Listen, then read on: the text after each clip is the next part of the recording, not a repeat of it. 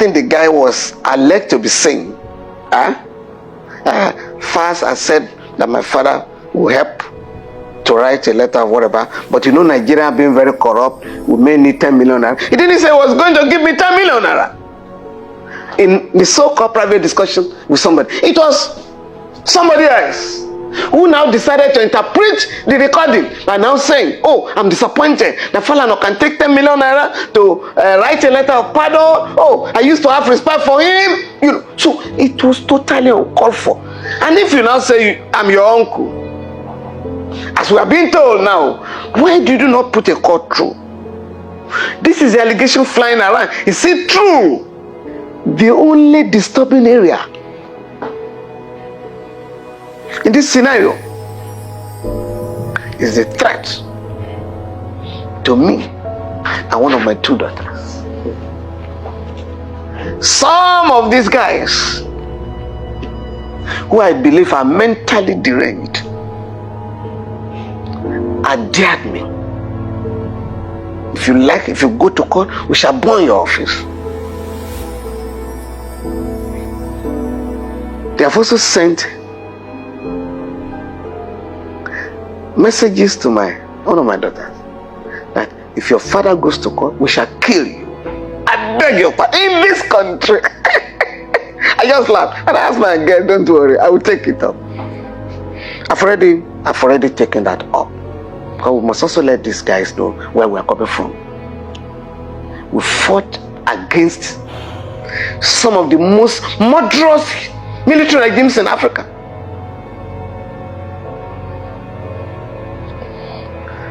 Well, I have tried as much as possible not to embark on any action that could be misunderstood. When allegations are made against my person, I try to respond without losing my temper.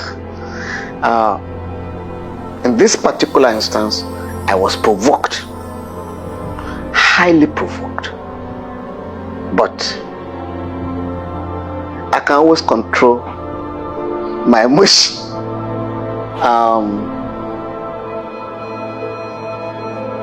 Members of my immediate family and extended family were a bit worried, because for them, you don't deserve this, but they know what I do. But I explained to them, I assure you, at the end of the day, I will not disappoint you. Because,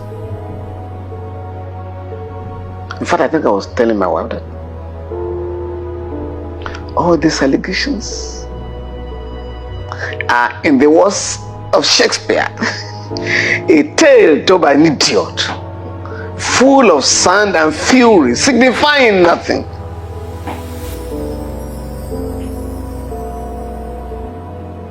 As a policy,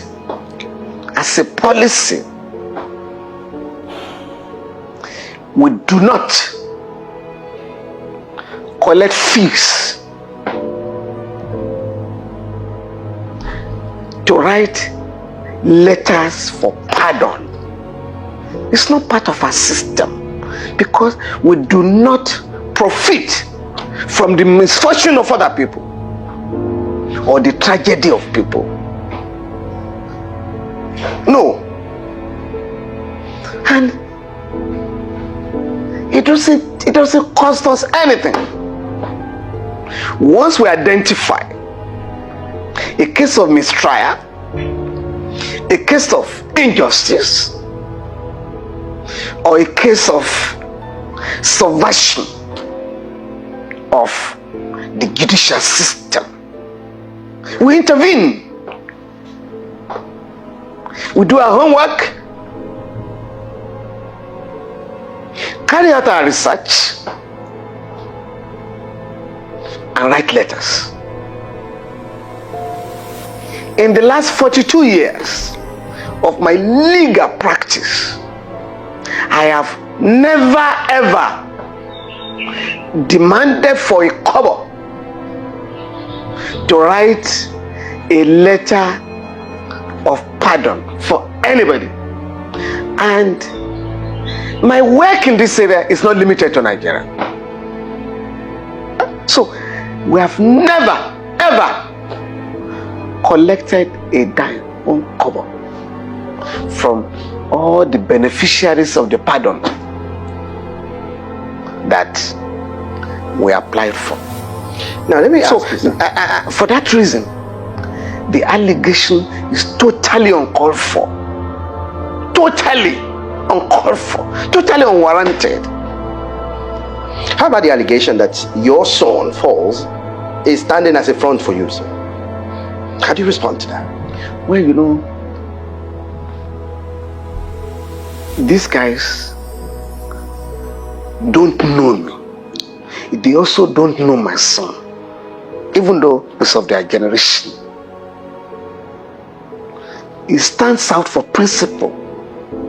He stands out for decency, and will never go out of his way to front for me. The guy doesn't want anybody to know that it's my son. When he started his musical career, he was with us in practice.